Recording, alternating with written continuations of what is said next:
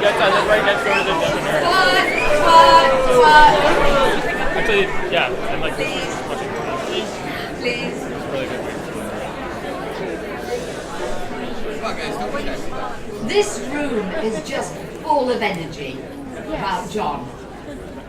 So I think it's time to have 3 cheers for John. Hip hip! Hooray! Hip hip! Hooray! Hip hip! Hooray! Hey, well done, thank you. That was one way of starting. I am John's sister-in-law, or Auntie Rachel to so many. On the 1st of September this year, I live in London, England, by the way, I dined at Roxburgh, and I have to say this was one of my annual visits. I have been visiting annually since 1993. And I happened to mention that one of John's heroes, Anthony Wedgwood Benn, had died. And I mentioned that his funeral at Westminster Abbey, there was another first, not just a first for one of these events like you just experienced, but the service finished with a rendering of the red flag. Now, the younger generation at this dinner really didn't know what the red flag was, nor did they know who Anthony Wedgwood Benn was. So John, in true fashion, expounded fully on the aristocratic socialist politician and the significance of the song. It's easy to find these days on Google anything you really want to know, but it was typical of John that he knew and started. And I'm echoing a little of what Emma said earlier. It was a good evening, and it demonstrated John's breadth of knowledge and his passion for sharing it. I first met John in 1967, before most of you were born. By the mid-1970s, he was an eligible bachelor dating many of my single girlfriends, with varying degrees of success. His life was filled with tennis, rugby, friends, and just a little beer. Little did I know that he would emigrate to Canada, marry my youngest sister, and give me my 2 favourite Canadian nephews. Did he regret leaving England? Some bit of him stayed. He always enjoyed his return trips, taking visits to his own family and his now extended family. He remained nostalgic for England, but not, I think, for his bachelor freedom, but for those things which are quintessentially English, which nobody has yet been able to define.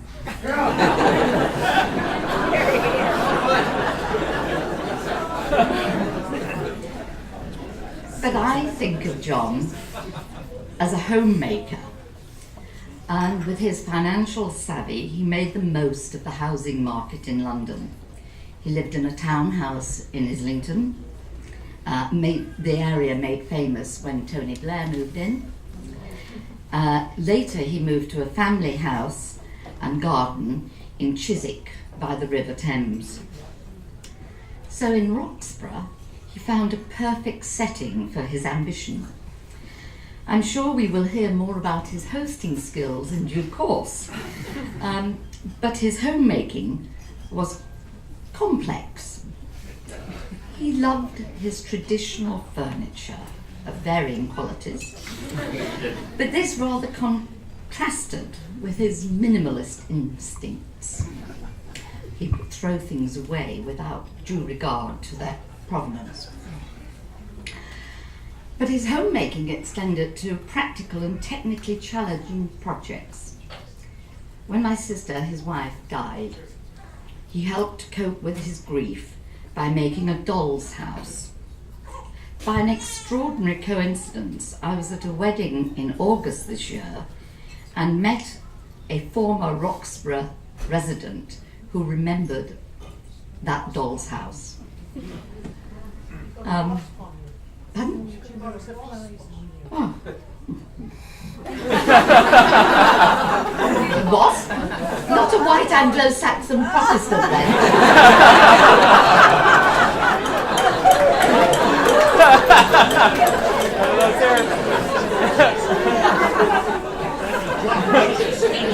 That's you if you're not careful.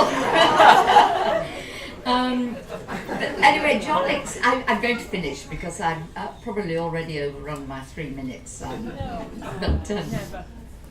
He extended these skills by making stained glass windows, and we've heard a little about that from Trish.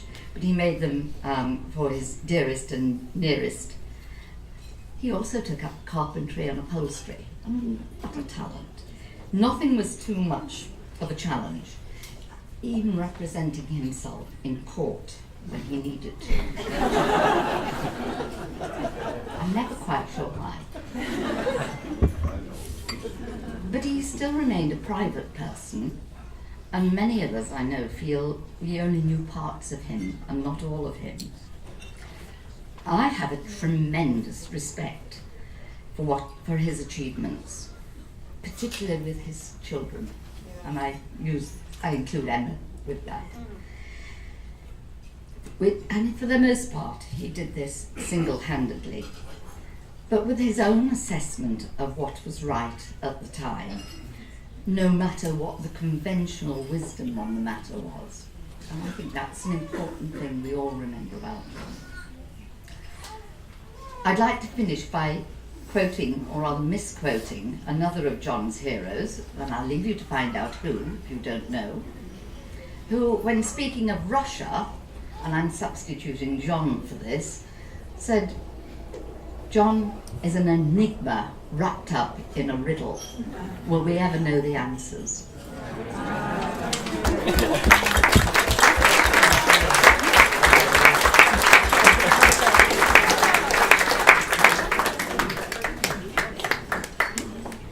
Sorry to hog the microphone, but I meant to say at the beginning that if John could see this outpouring number of people, he would say, "Cool, blimey!"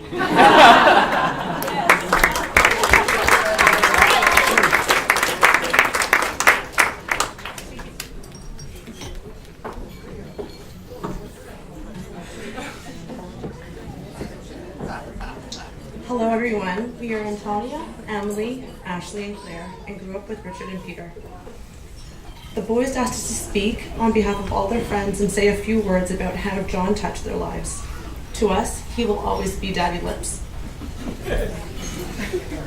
DaddyLips had a generosity that was unmet. He opened his home as a safe place for Peter and Richard's friends.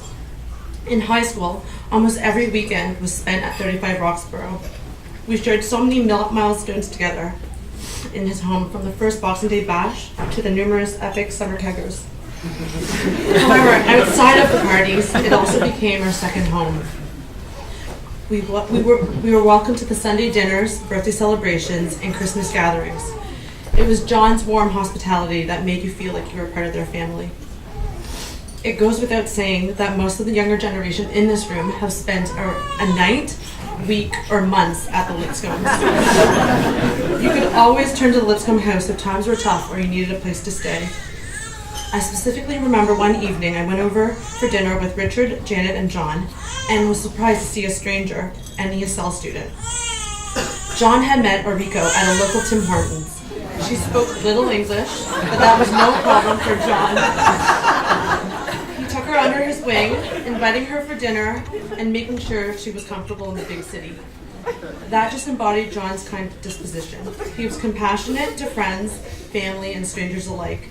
It's difficult to imagine 35 Roxborough without John there, but his generous spirit lives on through Richard and Pete.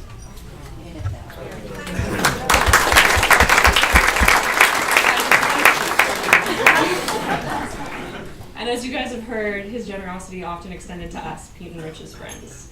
to whom he was a wonderful, though sometimes a little perplexing mix of laid back and particular.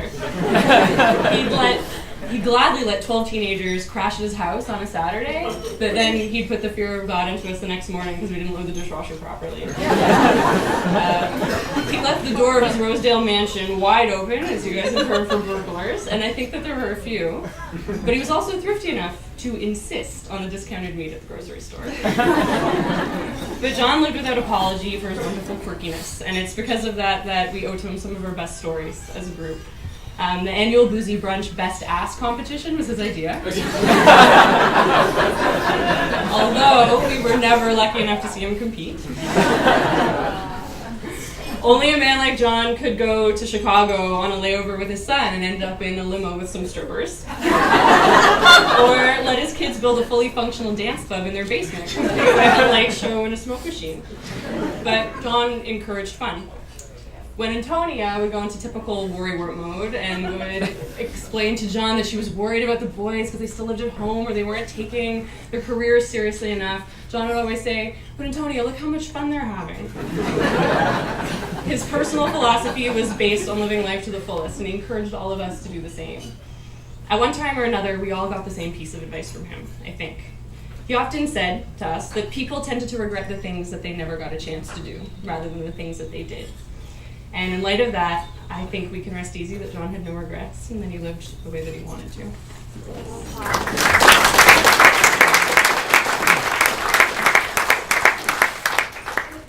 Back in 2002, we were all leaving for university, and one night before we all left, we had dinner at the Lipscombs, probably a spaghetti with discount on beef. That night it hit me that we were all separating. I was in tears and scared that things would never be the same again, and that our friendships wouldn't continue. John and I had a long chat that night. He reassured me everything was going to be all right, and of course he was correct. He knew what true friendships are, and he saw that in us. He was always interested in what was happening in our lives, what we were doing, who we were dating, and what adventures we were going on. John was also a friend to my entire extended family, and I know that John welcomed not just Pete and Rich's friends, but their family and loved ones as well. If you look around, you will see many people here today, and we've all known John for 1 or 5 or 10 or 20 or even more years. His relationships with those he loved could survive distance, time, and any life milestones. He truly was a great friend.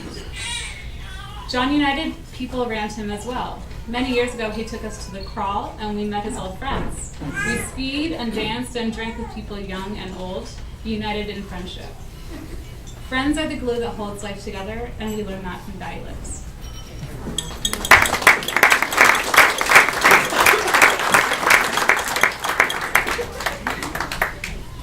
So, as we got older, John became way more than just Rich and Pete's dad. He became a friend of us all. And I'm sure at this celebration, I'm really confident at least that you'll hear countless stories from the many people who saw John as their friend. Each one of us here today had our own relationship with him. It's probably developed over the many dinners we've all been talking about, and the many, many more pints of beer. But no matter who you were, an old friend from England and his rugby days, or a punk kid 40 years younger than him, you could count on him to talk to about any part of your life. But, as you could always rely on John to listen, that doesn't mean he had the solutions to our problems. As children, I'm really sorry, we believe that our parents have the answers. But as you grow up, you realize that they don't. But that the best friends are the ones without the answers. But they're the ones who sit with you when there's no solution. They sit with you through the not knowing and face with you the reality of your own powerlessness. That's what makes a true and real friend. An amazing man was taken from us too soon, and the pain of that truth is almost too much to bear. Clearly.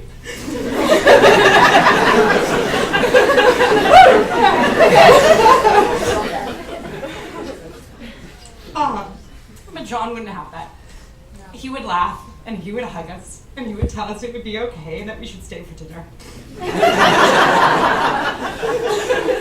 So, to Pete and Richard, from everyone in the fun crew, everyone from Northern and Deer Park, everyone from Hillside and McGill and Dalhousie, everyone from our softball team, We're here to laugh through it with you. We're here to hug with you. And we're here to have you for dinner. Because that's what John would want us to do.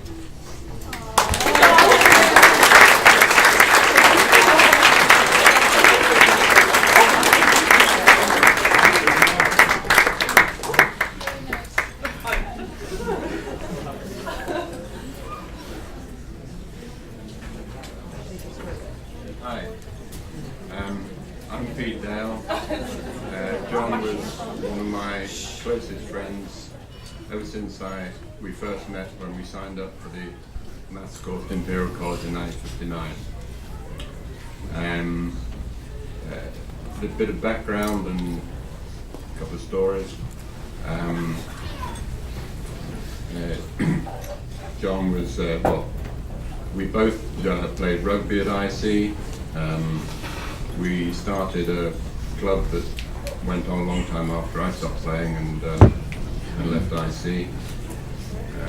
John was a leading member of my stag party the night I got married in. They were married in 1965. The last place we went to, when I was safely put in a car at the end of the evening, and finally made it home. And John was called down by the police from, I think it was the 7th floor of an unfinished building that was in construction opposite the pub.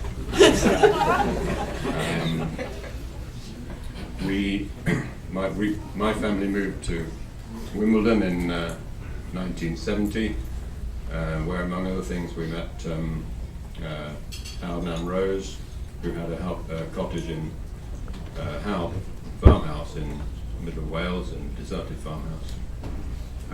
And we spent a lot of holidays there, a lot of them including John. And we went on holiday with John, or John came on holiday with us and various groups, till, well, the last time he came over, he was with us in France in May, and in London. A couple of stories. John was talented, as Pete said, and he had all sorts of abilities, including cooking. And one of his favourite dishes was spotted dick, which, for the uninitiated, is a mess of suet pudding with lots of currants in it, which you wrap it in a cloth and steam, and then have with a lot of custard. All very important. We were in a flat in Fulham in about 64, and 3-4 of us. Interesting flat with a kitchen that included the bathroom, so that you could actually fry your bacon while you're having your bath.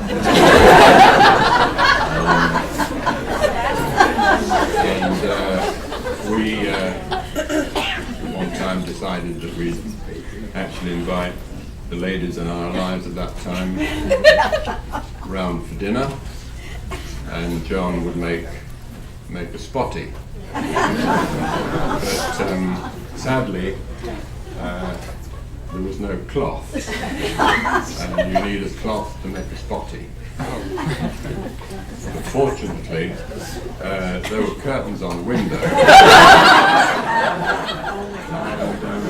and so one of those was used for pudding, which was an excellent pudding. Well, it was a bright green check.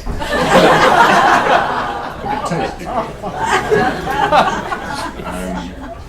good. There's another spotty story, because this farmhouse in Wales that we used to go to didn't have many facilities, in fact virtually none, and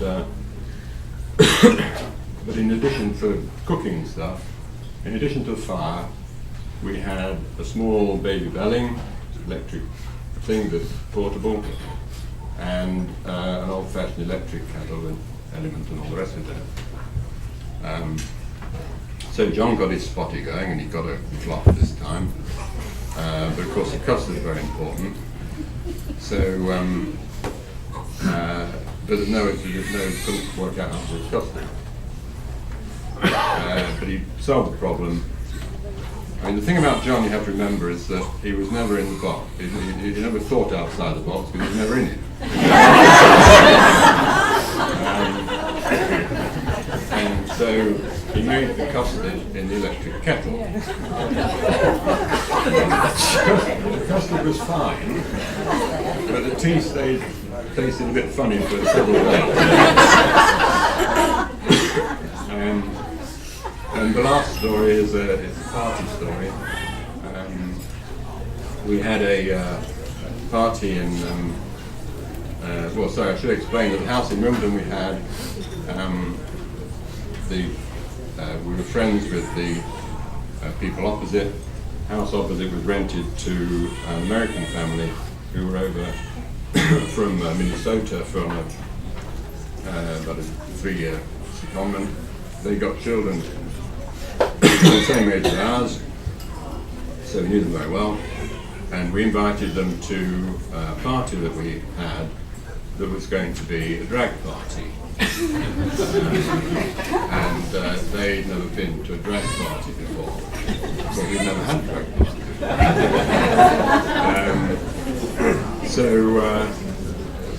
And they were a bit worried that, this party was not the sort of thing they didn't know what to do, really. I mean, what do? Do you really dress as a woman and walk across the street, or what do you do?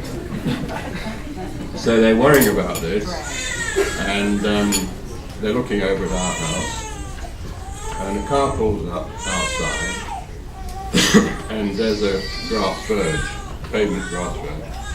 The man gets out of the car, onto the grass verge, takes his shirt off, takes his trousers off, stands there in his underpants, reaches in the car, gets out a pair of coconuts organised in the car, reaches in again, gets out a grass skirt, puts it on, chucks the rest of his clothes back in the car and marches into the house. They then came over quite confident. And that was John.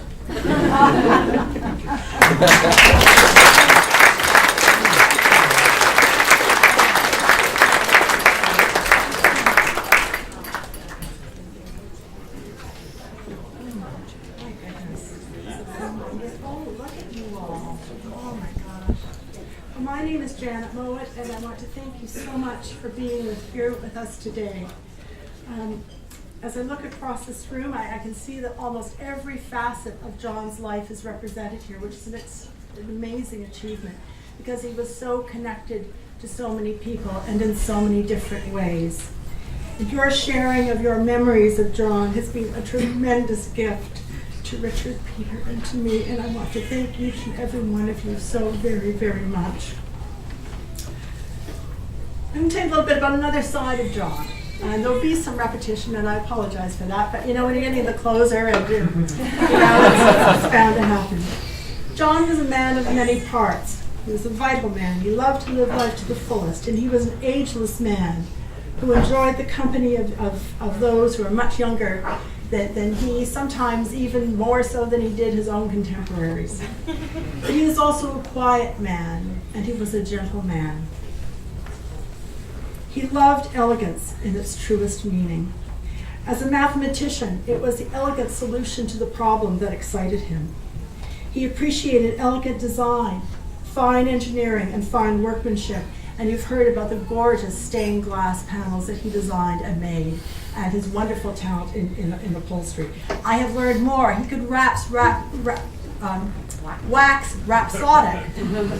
on the fine points of welting. And anybody who would like to know about this, I'd be happy to. He could also be swept away by the elegance of expression in music, the visual arts, and the written word. John had a surprising memory for poetry, which he would sometimes recite to me. And there were passages that he found so beautiful that it was not unusual for him to be moved to tears. One of the things that delighted me most is that John never lost his excitement of discovery. And one of the expressions I loved to hear him say was, "I've been mugging up," because I knew I had a tremendous treat in store for me, as I would be told the results of his most recent research on an extraordinarily broad range of subjects. And despite it all, I'm to his great frustration, my great failure was, of course, understanding the subtleties of quantum mechanics. But it was his enthusiasm that completely captivated me and continues to do so to this day. John's profound love for Peter and Richard was the core of his being. And the wonderful relationship he enjoyed with his sons was the most powerful sustaining force in his life. He was a proud father, and I know that he was never so proud as he is today. Thank you.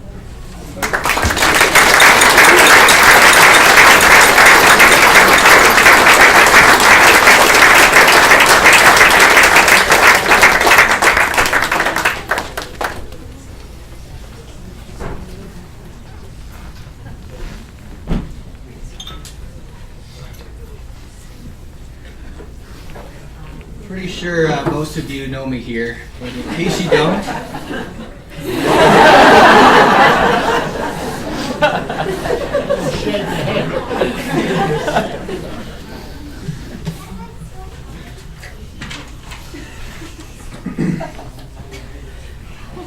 it's really nice to see so many beautiful faces here, so many friendly faces. My dad had a skill just like my brother. He found and befriended great people. I'd also like to thank everybody who's written in that online guest book.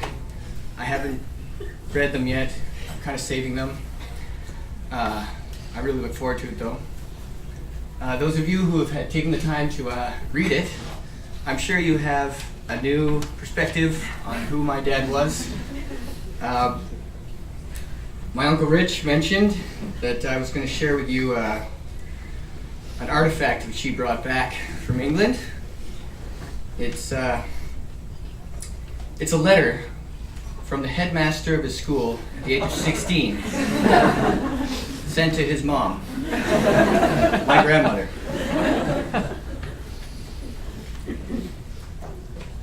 I and my staff are extremely concerned about John's attitude.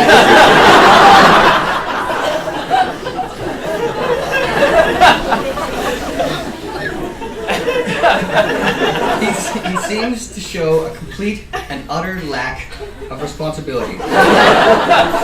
So much so that unless he gets down to real hard work and develops a much more responsible attitude, he will fail in 3 subjects. In none of them should he fail, since he has the ability to do the work, but seems to lack all resources of character.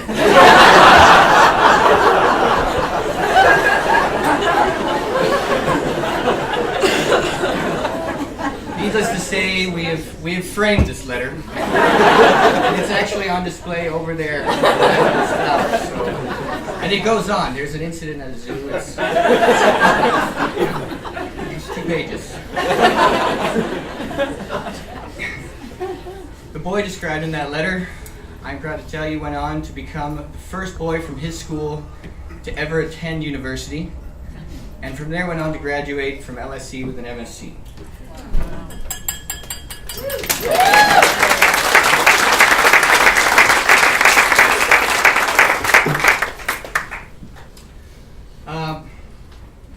Yeah, so he really pulled his shit together.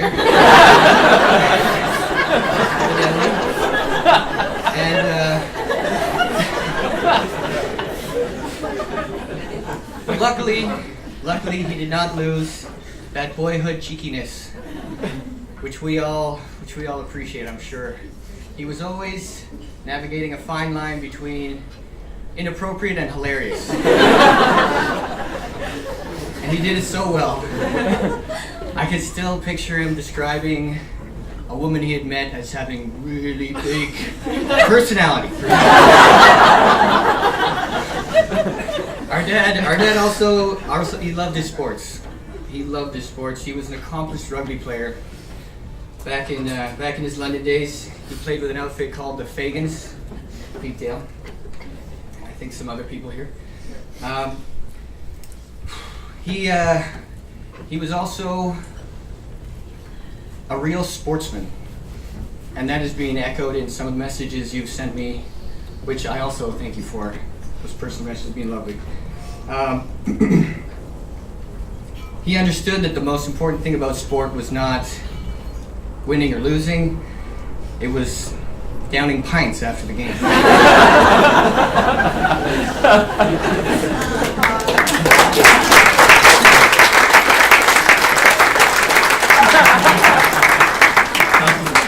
A little bit more, so. Just a little bit. There are some intervening years which we're not too sure about between finishing school and coming here. He's 42 when he had us, so we don't have, it's a bit hazy. We know he's a bit of a bachelor and he got around a bit, so he did all right. I can drive. But fortunately for us, he settled down and followed my mum to Canada. He took a bit of getting used to the Canadian customs. He liked to complain about streaky bacon and taking your shoes off in other people's homes and frigid winters. But he also really took to Canadian living. When Trish and Carol bought us our first tent, he didn't really understand what camping was all about. He didn't really get it, but he did it anyways, and we had some amazing camping trips together.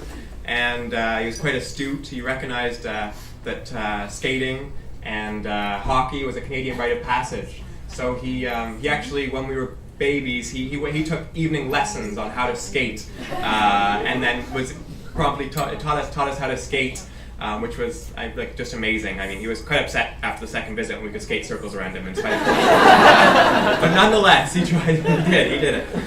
And then when our mum passed away 24 years ago, he took on double duty. Playing a mother and a father role, and mothering didn't necessarily come easy to him. He wasn't necessarily the most emotive or expressive person, as soon as a lot of you know.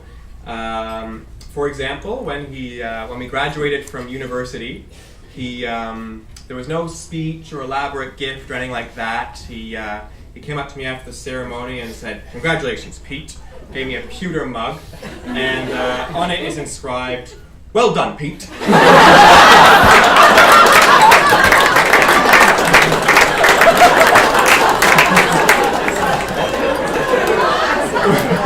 Richard reads, "Good job, Richie."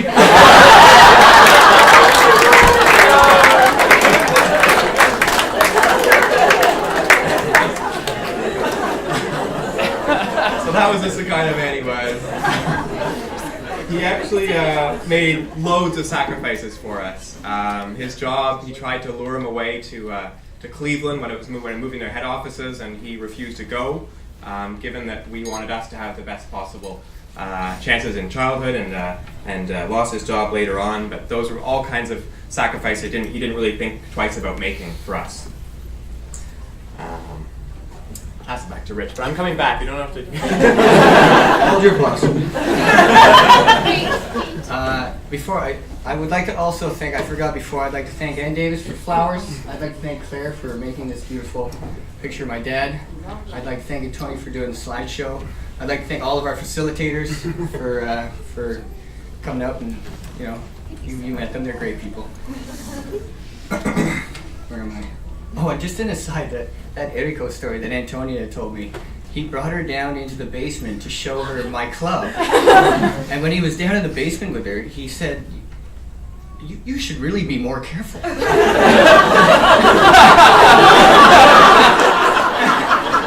her response was, no, good person, I know.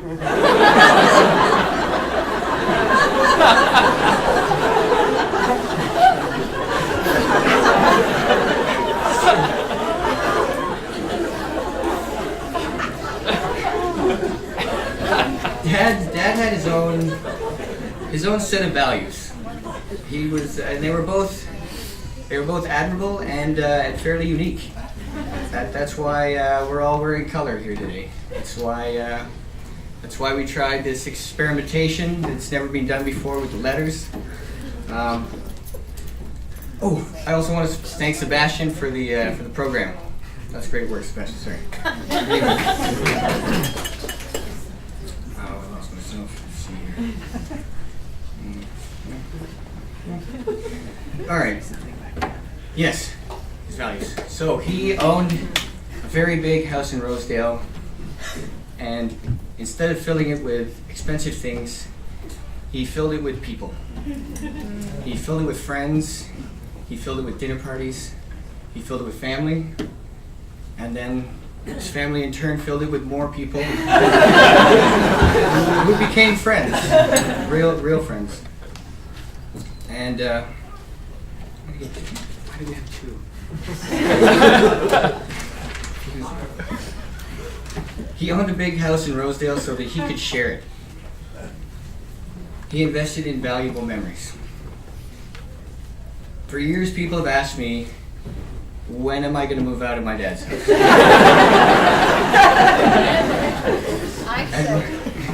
Yep, Trish has definitely said that. More than once. So I got dry mouth. Good job, Rich. No, it's a way to go, Rich. That's not what you told me to put on. My response has never changed. Why would I ever move out of my dad's house? He is the best roommate ever. And he was. We got along so well. And we loved living with him, and he loved having us around. And he did. And we got to forge beautiful friendships with his friends, especially Janet, Trish, and Carol. And he also forged beautiful friendships with our friends. His generosity was extended not only to family and friends, but to society at large. One Emma's story about walking in on this homeless man, and I think he actually sent him home with some beers as well. I remember one time I had noticed that the car was getting frequently robbed. Throwing stuff out of the glove compartment. I get into the car, and it happened a number of times before I actually remembered to say anything about it to my dad. And we're having dinner, and I was like, "Oh, Dad, our car keeps getting robbed. Are you worried about that?" His response was, "Yeah, I always try and leave a bit of change in the change bin." Really? I thought that was amazing. But I'd like to just try some of that. I'd like you to put your hand up if you've ever lived with us, or just stayed a night at Roxborough.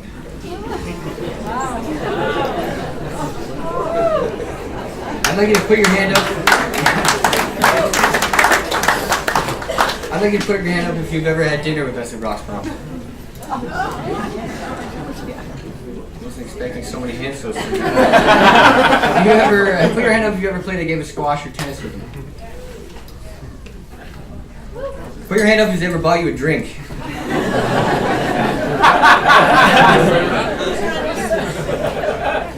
Put your hand up if he ever made you smile.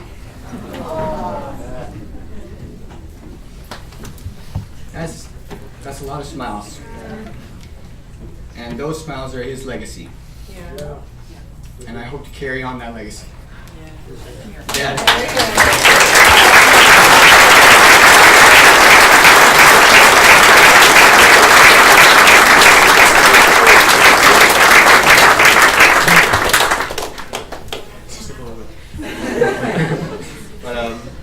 I'm going to revert back to Dad's kind of adventurous nature. In the last few years, he really lived it up. I think he I don't know. It's just something weird about something happening, but he ended up in Peru with Rich and I hiking to Machu Picchu. He ended up, when he couldn't find anybody to go to Belize with him, he ended up going by himself on an all-inclusive holiday. And as far as I know, he's the last one up drinking every night with 20-somethings. And then recently I was lucky enough to snag him away for a 3-week backpacking trip through India. And when I say backpacking, I really mean backpacking.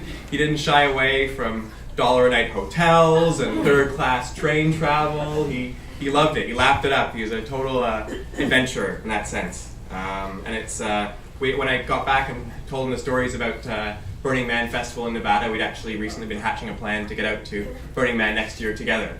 That's just the kind of guy who was up for totally new adventures and those all kinds of facets of life. And so there's lots of good things to say, but it's also had his quirks. He could be quite stubborn at times, as I'm sure Janet probably knows better than anybody. And I really like Paul Mahaffey's wording, so I'm going to borrow it, his astute economy. And those values, I mean, he grew up in wartime, in post-war Britain, and those values stayed with us. And he's insisting they're staying, he's still insisting they stay with us. So I'll just tell you one little funny coincidence. When I got back on last Friday, from Vancouver, me and Rich and Janet and a few others were sitting around the table talking about him, and we told a funny story about him. And I don't know how many of you tried his homemade wine. It's elderflower wine. This year he tried champagne, which was absolutely awful. I don't want to be toasting to it. It's not even good. But the champagne, there's half fermented champagne bottles all around the room, and just as we were talking about him, one of the champagne corks blew up, bang! And it's like, that's a weird coincidence. And then the next day, Rich and Mia and I and Seb and a few others were creating the website, which most of you have visited, and we created it on a free website maker. And we were kind of bantering around the idea of upgrading to the premium website for $45. Just I'm ready to pay the payment information. No joke. Bang! No joke. It's like, okay, Dad, okay.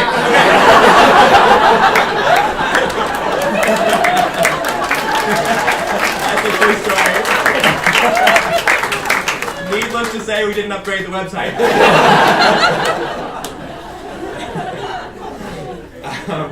But for all of his frugality, he never hesitated to welcome people to his house, buy them a drink, stop with them on the street. So I think it would be really fitting that we're here today having a last drink in his honor, and raise your glasses to Mike.